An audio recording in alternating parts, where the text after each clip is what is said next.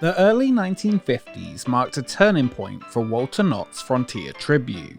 The Calico and Ghost Town Railway, Bill Higdon's Butterfield Stagecoach, the Calico Saloon and Birdcage Theatre were brought to life by scads of artists, magicians and colourful characters. Something was missing though, something promised in the destination's title, a piece of the supernatural, a footstep beyond the veil. A place to unleash Ghost Town's eponymous fate.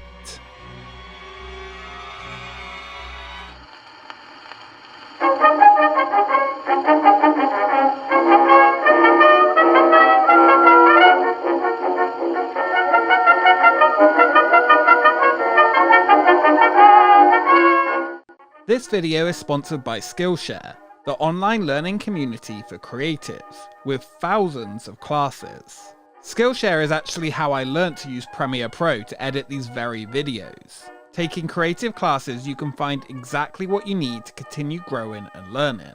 The introduction to Adobe After Effects has helped me learn to create new graphics, like this. Look at it spin. The best part of Skillshare is that you can jump around to all sorts of topics, be it video editing, photography, audio recording, which is one thing I knew nothing about. It's a community that you can discover exactly what you need, all included in short, easy to learn classes. The first 1,000 people to use the link in my description will get a free trial of Skillshare to try out all of these creative classes. From the arches of the recently completed Birdcage Theatre, one could see carpenters and mountain builders hastily raising an unorthodox compound. At the centre of the construction was Lester Wilson, a Kansas-born former sandhog that spent his adult life climbing Woolworth's management ladder. He came here to spend his golden years indulging in his true passion, entertainment. Though he didn't know how to read music, Les entered a songwriting contest in 1915. His entry, a fight song titled Bow Down to Washington, nabbed the $25 prize. He never stopped composing, sharing the hobby with family and friends. His other hobby was stage magic. Knott's presented a unique opportunity, the same one discovered by the likes of Bill Higdon, Gus Thornrose, and Joanne Burdock, the chance to live and work as a bona fide showman. His business acumen was solid, so all Lester needed was a winning concept that fit Ghost Town's rough-hewn allure. His solution sprung from the vast roadside of Americana. A knowledge of direction often helps you get where you are going. Did you know that you can use your watch as a compass if the sun is shining? Point the hour hand directly at the sun. Midway between the hour hand and 12 o'clock is approximately south. That's all there is to it. However, you'll find it pays to have a compass if you do a great deal of traveling in open country. Scottish engineer and geologist John Litster was drawn to Sardine Creek in Oregon because a friend told him that a paranormal activity was discovered there inside an abandoned gold assay office. Litster swooned over the wonders, naming the site the Oregon Vortex. He began offering paid tours in 1930. The Oregon Vortex confounded visitors with acts that defied physics, supposedly powered by a magnetic force with a 165-foot radius. Cars frequently stopped to investigate and word spread. 9 years later, a welder from Central California named George Prather discovered a similar dizzying post near Santa Cruz, California. In 1941, Prather put out a sign for the mystery spot. A motorist took notice. Like the Oregon Vortex, unseen forces cast their spell on the paying mortals with perfectly practiced timing. Those and other crazy houses cashed in as post-war Americans took to the byways. Walter Knott understood the potential of having such an attraction on the farm. With the heel of his boot, the old farmer marked an empty patch across the train tracks, not far from the tomb of Hiram McTavish. It was there that Lester was allowed to whip up his vortex. The location was as far from Main Street as one could go in those days, but what else was Walt going to put there? A Western-themed outdoor stage? Knott's already had one of those. Lester's House of Mystery would not be naturally inclined, so he employed his amateur knowledge to build a roster of eerie conjurings. Most spiritualistic tricks are necessarily accomplished in the dark. The one I am about to offer is the famous table levitation trick, in which the table floats about freely in midair while the subject's hands are resting lightly upon the tabletop. The forces are weighing. Up goes the table. Up, up, up, and down again. The mysterious effect of table levitation is really easily accomplished. Two of the medium's assistants or confederates wear this attached to their arm. By placing the hook below the tabletop, it is a simple matter to cause the table to rise. Walter, a master of promotion and publicity, got the ad office to do a little conjuring of their own. According to the park's internal newsletter, a legendary shack recently came on the market. The former owner, a miner known as Slanty Sam, and his wife Shaky Sadie, had isolated themselves in this cabin when the gold rush petered out. After the stubborn couple died, the shack broke free of its moorings, slid down a hill, and came to rest directly over the dearly departed's graves. Wanderers who happened upon the property reported strange goings-on, paranormal phenomena that couldn't be explained. Knott's located the derelict domain in Esmeralda County, Nevada. Using the utmost care, Knott spirited the refuge to Buena Park so that guests could experience the mysteries lurking inside, encounters that would be remembered until their last days on this earth. The haunted shack opened at Knott's Berry Farm on Saturday, June 19, 1954. Tours were led by guides that Les trained himself. Daily operations were managed by his deputy, Mr. McWhirter. Tickets were purchased at a window next to the attraction's entrance. In a corral, guests were grouped and waited for their appointed guide. A crate marked baby rattlers offered fair warning of the mischievous script. North is west to the compass here, and a radio is useless in the area. Nature has repealed the law of gravity. And when you enter this cabin, you must lean to maintain your balance. The first part of the tour took place in a patio where an audio recording by Lester recalled the shack's legend. The guide took 2 volunteers, usually a parent and a child, and sent them to separate ends of a level walk. There's a hunter shack, we make taller folks taller and shorter folks shorter. That's kind of driving over there's like maybe a good 4 or 5 inches short this boy right here, but in a few seconds that will all change. These exchange places. Suddenly, the unearthly powers of the site made the short grow tall, and vice versa. A quick swap of positions and the natural order was restored. From there, the group trekked down a stone-like gully. The tour arrived at the shack's door, where the guide stood inside an adjacent window and disproved a long-held truism of engineering. Okay, over here. Okay, every morning. First of all, my name is Bob Vito. Welcome to Better Homes and Gardens. Every morning, Sam used to wake up. Huh? It says you're Danny. Is this water actually flowing uphill, or is it your imagination? Now inside the shack, visitors would see objects moved by unseen hands. First, a glass bottle passed down a ramp and then right back up. Second, a volunteer was conscripted to sit on the scared chair, held aloft by an invisible revenant. For the skeptics, the chair was pulled from the wall. No command strips here. In the following chamber, the best bet was always the corner pocket. A tennis ball kept a high opinion of itself, and Sadie's broom had a bout of lead singer's syndrome. Eureka! Eureka! The first upright sweeper. Another lucky volunteer was selected and asked to sit in a simple armchair. When directed to stand, the guest struggled, as though restrained by shadow. Only with assistance could the sitter escape this oblique lounger. Moving on, visitors saw a continuous stream of water pumped from a pipeless faucet. Just like so. His friend suggested to put the fucking little bit more closer, but he said it would not make a whole lot of difference. Down a dark and narrow passage, the group discovered the couple's bedroom, where Sadie and her husband seemed alive and well.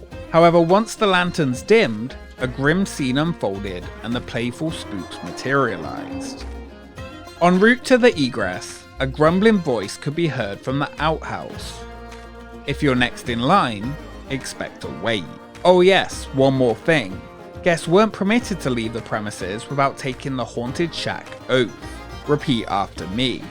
I got taken. That's the whole oath. The Haunted Shack charmed visitors with its optical effects and buffoonery, becoming a fixture practically overnight. Guests probably figured out that the phantom shenanigans were really the work of gravity. That's a simple way to debunk the poltergeists. According to psychologists at UC Berkeley, the misperceptions generated by crooked house attractions stem from the building's 20-degree pitch. Professor William Prinsmetal explains that when the perceiver's body is also tilted, the distorting impact on vision is greatly magnified, up to 2 or 3 times. What's more, a distorted orientation causes other senses to fall back while one's visual senses become heightened. Thus, low-tech gimmicks become unusually satisfying. There was another ghost story to debunk, that of the structure's provenance. Though Esmeralda County does have its share of abandoned huts, this shack isn't one of them. Sam and Sadie's castle never crossed the Nevada state line. It never even crossed the Orange County line. Knott's Haunted Shack was purpose-built by the farm's talented crew from the ground up.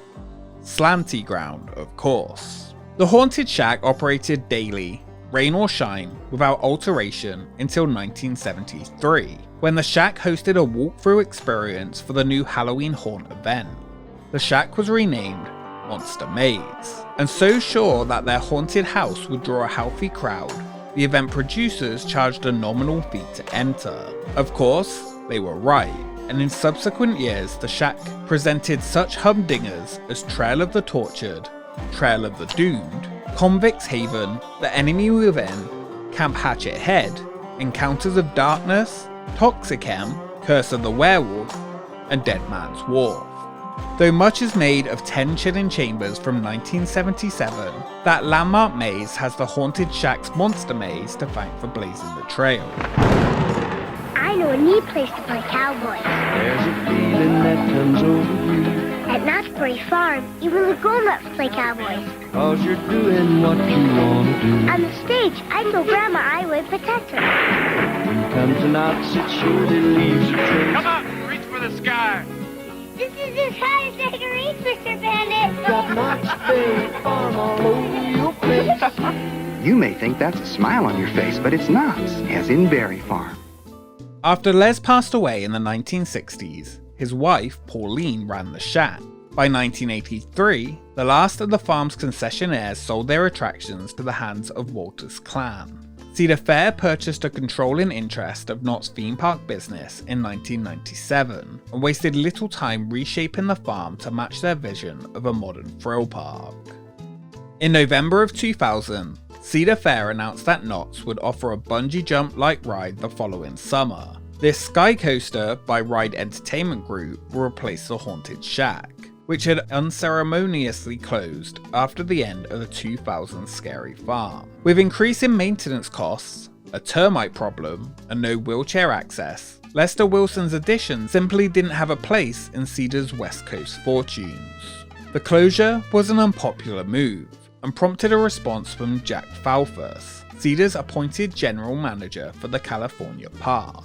No one was visiting it, Jack claimed. It was some hokey stuff. Yeah, he actually said that. In February of the following year, the Sky Coaster plans were nixed. Nearby Magic Mountain had the exclusive rights to Sky Coasters in the Southland, and by the time Cedar admitted their failed due diligence, the Haunted Shack was already gone. The park pivoted and commissioned a Sky Sling from S&S Worldwide instead. The attraction, named Vertigo, opened in the fall of 2001, along with its sister at Cedar Point in Sandusky, Ohio. Less than 2 years later, both slings would be gone. The next thrill ride plopped onto the shack's haunted ground was Screamin' Swing, a powered pendulum also by S&S. This one lasted from 2004 until 2016. Its removal was a popular one, with fans anticipating a worthy successor for the hallowed site. Hopes were tempered when, just in time for Scary Farm, the farm built a western-themed outdoor stage. A bedeviling choice considering that Knott's already had one of those. At least this arena will be home to the hang-in. More on that in a future expedition. Okay, place on the sidewalk and tell me this level. Yes, it is. Okay, folks, if you do have any questions at the end of our tour, do not ask myself. Ask that gentleman right there, because I just bring you everything there is to know about this tour. For those that just can't live without a Gravity Hill adventure on their Boomtown expedition, there is good news. A few hours by car, in California's official Silver Rush ghost town of Calico, the Mystery Shack continues to offer tours. This crooked house, sprouted under the care of Harry Dover, is just like her Buena Park cousin and welcomes water to run uphill, brooms to stand independently, and families to exchange glances of bemusement at the tongue-in-cheek fun. In the 2 decades since its disappearance, the Haunted Shack has become a legend in its own right. The shack's iconography pops up in pins and other merchandise from time to time. One of the original signs sold at auction for nearly $9,000 in 2017. That same year, news of a replica shack was leaked online, alleging the reboot to be called the Haunted Snack Shack. And if you believe that tale, go ahead and repeat the Haunted Shack oath one more time. In 2019, the maze that started them all was honoured inside Origins: The Curse of Calico. Leicester's pipeless faucet still running just fine. Though we might never stand amidst the strange goings-on ever again, the intrigue and the spirit of the Haunted Shack remains. Its mystique burnished by the wheel of time. Sure, it was hokey and rolled an eye or two, but it was also inviting and encouraged everyone to get in on the fun, and likely helped Walter Knott cast a deciding vote in favour of Halloween Horn. He embraced the new supernatural residents, bragging to the press that he himself witnessed an apparition rise right through the solid roof of the Haunted Shack and float away like a graceful swan. Thank you so much for watching this episode of Expedition Knott's Berry Farm. Would you ever bring back the Haunted Shack? What ride would you trade for a chance to watch water run uphill? Let me know in the comments below. If you enjoyed this episode, make sure you subscribe to join the expedition and follow us on Twitter and Instagram for updates on our upcoming episodes. A special thank you to our Patreons for supporting the channel. We will see you next time.